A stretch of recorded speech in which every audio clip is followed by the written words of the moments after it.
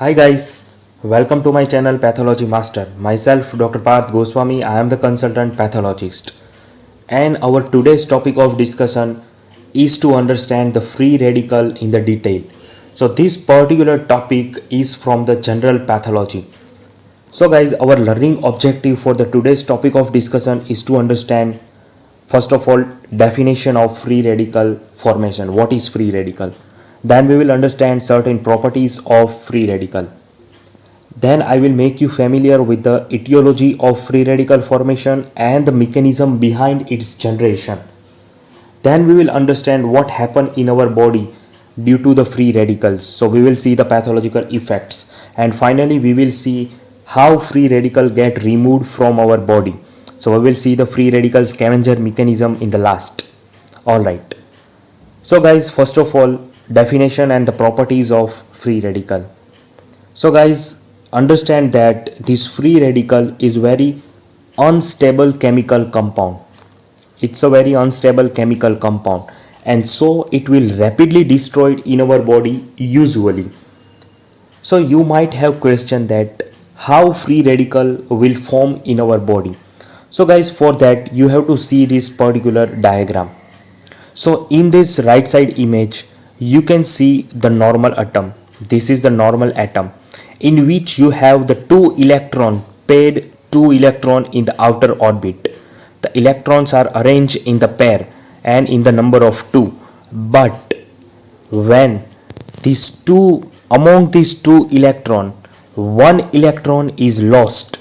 Here you can see that one electron is lost. So when one electron is lost, it will form unpaired electron. You can see that because of loss of one electron, the pairing of electron will get disturbed, and so there will be single electron instead of two electron, and this single electron containing atom is known by the name free radical.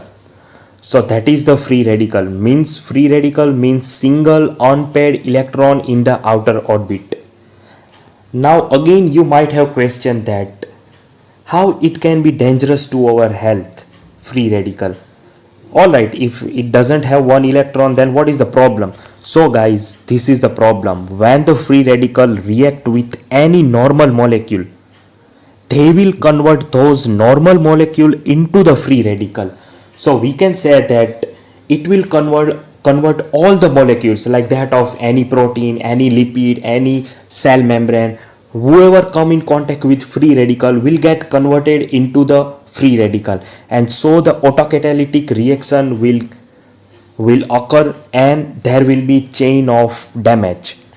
So we can say that this chain will continue and finally it can damage the many normal molecules. So that is the power of free radical, and that is the main property of free radical, and that's why we want to remove the free radical. Alright.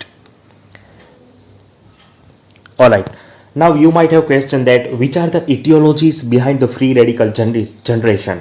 Why in our body the free radical will form? So basically there are 7 etiology behind the free radical generation. The first etiology is the normal metabolic process in our body that particularly occur in mitochondria. We know very well that in mitochondria there is oxidative phosphorylation occurring normally. So during that oxidation reduction reaction, which is called as an redox reaction, this free radical can generate. But either this generated free radical will be removed by our body with the free radical scavenger mechanism, or they are temporary, means they will rapidly get destroyed. So our body will maintain the steady state. So it's a normal metabolic process. Alright. Second etiology is it can be formed because of iron and copper like transitional metal which carried out Fenton reaction. Alright. Third etiology is the radiotherapy or radiation. We know very well that in the sunlight we can have ultraviolet rays. So that is responsible for free radical generation, and only because of that mechanism sometimes we can have cancer in our body due to radiation. Alright. Fourth one is chemical like that of carbon tetrachloride. All right. The fifth etiology behind the free radical generation is certain drugs. And finally, this free radical can form during the inflammation and infection. Guys, suppose you have the bacterial infection. Here you can see the bacteria, right? Now our body will remove the bacteria with one process that is known by the name phagocytosis, that is carried out by phagocytes like that of leukocytes or macrophage. Leukocyte and macrophage will remove these bacteria. So guys, first of all, this bacteria will be taken up by the cells. It will form the phagosome, and this phagosome will bind with the lysosome and they will form the phagolysosome. Now this phagolysosome will remove the bacteria with the free radical generation. So we can say that the phagocytosis is effective in killing the bacteria only if free radical is getting generated. And guys, finally, free radical can be generated if you reperfuse the ischemic organ. Suppose you have the myocardial infarction due to the ischemia and you will reperfuse the organ, then at that time free radical can get generated. So guys, now mechanism of free radical generation. So guys, as we have discussed, we know that free radicals are getting generated during the oxidative phosphorylation in the mitochondria. So we can say that we have the low concentration of free radical, but they doesn't cause any damage because our defense system will maintain the steady state. Either they will remove the free radical or the free radical automatically get removed from our body because it's an unstable compound. So we can say that our steady defense system will maintain the free radical formation. But somehow if you have the excessive free radical generation or you have the defective mechanism to killing the free radicals, suppose the degradation of free radical is not proper, it is a defective, or you have the overproduction of free radical, means our body capacity is over, our body capacity cannot remove the overproduced free radical. At that time what you have excessive free radical in your body, and that will cause oxidative stress. So excessive free radical formation in our body is known by the name oxidative stress. So whenever free radical is increased, you will have the oxidative stress, and it is responsible for the many disease as well as sometimes cancer also. All right. So guys, this particular diagram is taken from the Robbins book. That is a very good book for pathology, to understand the pathology in the detail. So in this diagram, I will make you familiar how free radical will get generated. So guys, first of all, make clear that the free radical can be of two types. Either they can be derived from the oxygen or they can be derived from the nitrogen. So either it could be from the nitrogen or could be from the oxygen. The free radical that is generated from oxygen is known by the name reactive oxygen species, and the free radical that is generated from nitrogen is known by the name reactive nitrogen species. So ROS and RNS name is given accordingly. All right.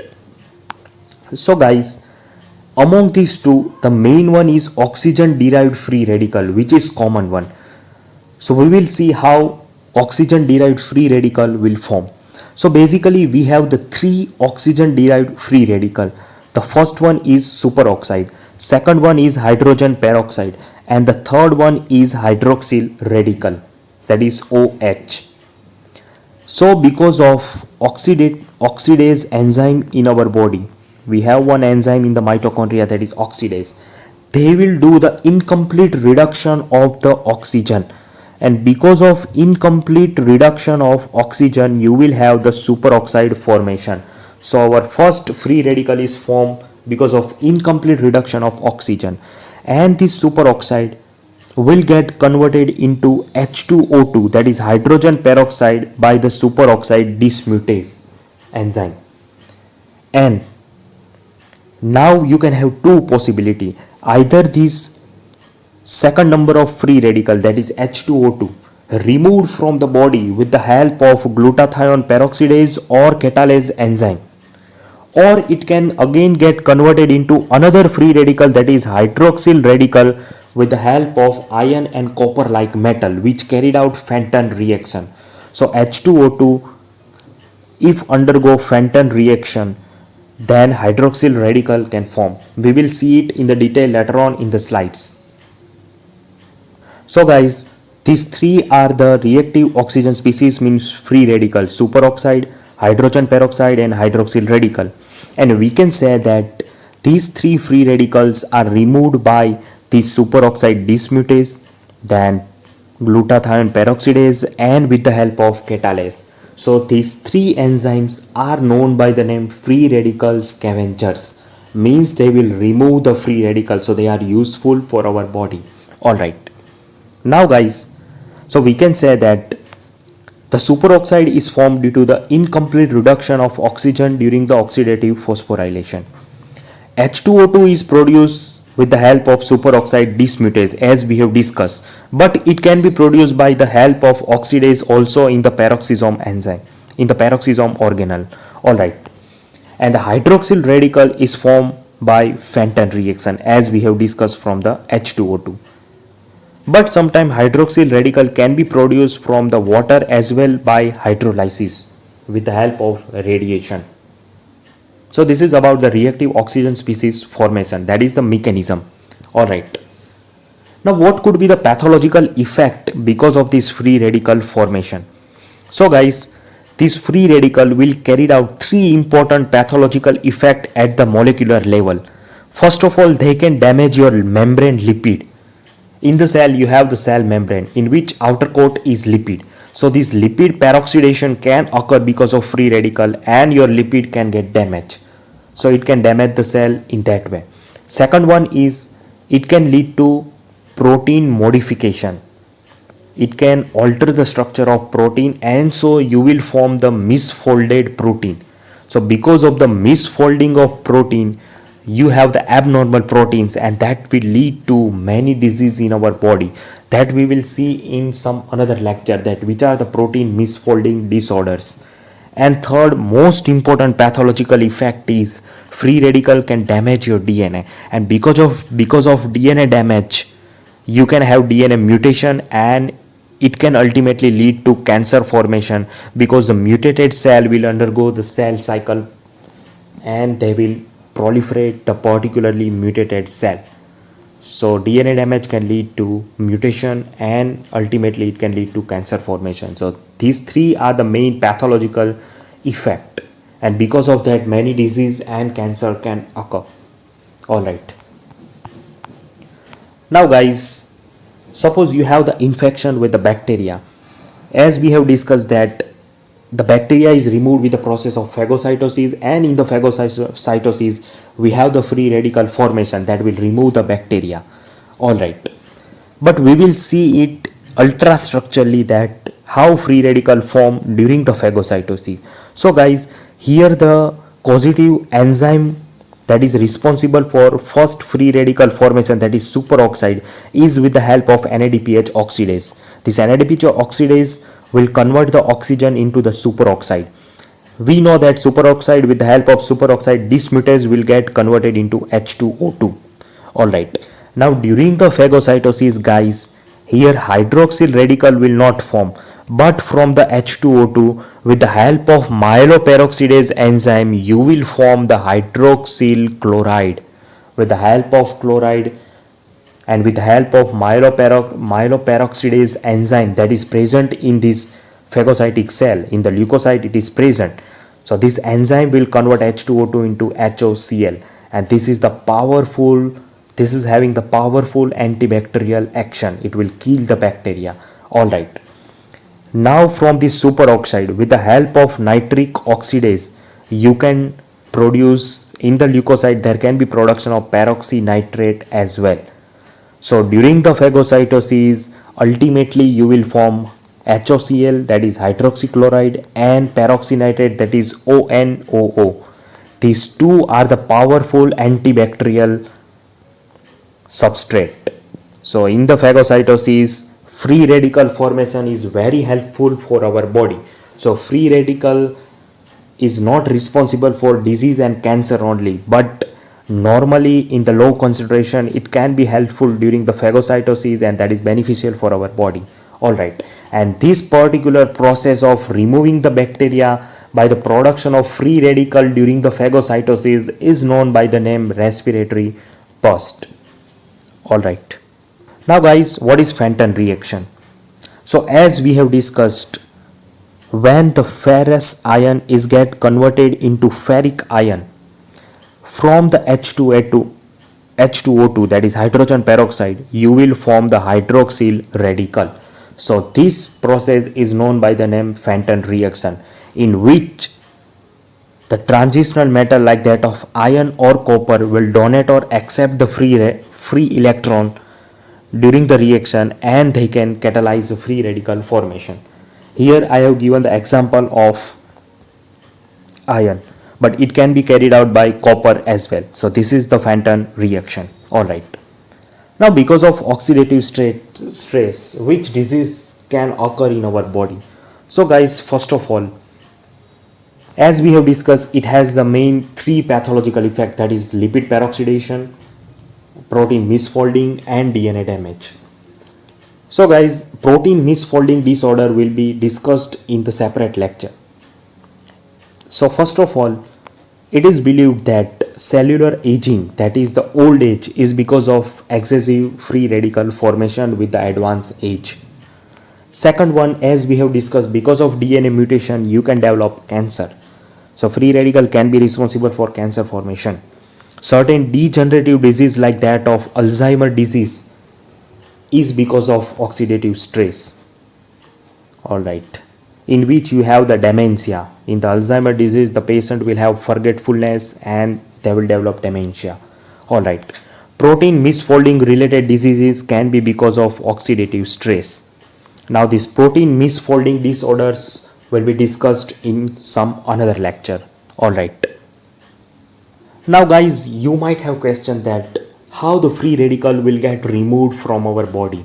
So guys, it will removed by antioxidants. They are also known by the name free radical scavengers. So this antioxidant will donate the electron. So instead of one electron, now there will be two electron in the outer atom, and so it will neutralize the free radical. So they will donate the electron. So they are known by the name antioxidants. So which are that antioxidants? That is very important. So it could be enzymatic antioxidant or non-enzymatic. The enzymatic example we have already discussed, that is catalase, superoxide dismutase, and the glutathione peroxidase. These three are the enzymatic antioxidants. Now which are the non-enzymatic antioxidants? So among that we have the two categories. Either you could have exogenous antioxidant or endogenous. So the endogenous antioxidant that is formed in our body, that is present in our body, are serum proteins like that of transferrin, ferritin, albumin, and the ceruloplasmin. That is the most important MCQ. These are the endogenous non-enzymatic antioxidants: protein, transferrin, ferritin, albumin, and ceruloplasmin. All right. Now which are the exogenous non-enzymatic antioxidants? That we have to take from the outside, that we have to take in the food or in the supplement. So that should be provided from outside the body. So they are the vitamin E, vitamin A, vitamin C, that is ascorbic acid, and sulfhydryl containing compounds like that of cysteine and glutathione. You might have heard that in this COVID pandemic, many people are taking vitamin C, zinc, cysteine, glutathione containing supplement. So why they are taking that supplement? Because that supplement contain this substance, and these exogenous substance are antioxidants. So they can remove the free radical. They can help in removing the virus with the help of phagocytosis. So in that way they can be helpful. All right. Now we will discuss some of the golden points that can be asked in the MCQ related to the free radicals. So the first golden point is that free radicals steal the electron from the neighboring molecule, and they will convert the normal molecule into the free radical. Second point is free radical can damage any cellular membrane that come in the contact with free radical, like that of protein, DNA, lipid, etc. All right. Now guys, we know that superoxide dismutase is free radical scavenger. It remove the free radical. So SOD1 will protect the brain from the free radical injury. It particularly protect the brain. So if you have the mutation in the superoxide dismutase scavenger, if you have the mutation in SOD1, then you can develop amyotrophic lateral sclerosis. That is the most important MCQ. ALS can be produced because of this mutation in SOD1. Alright.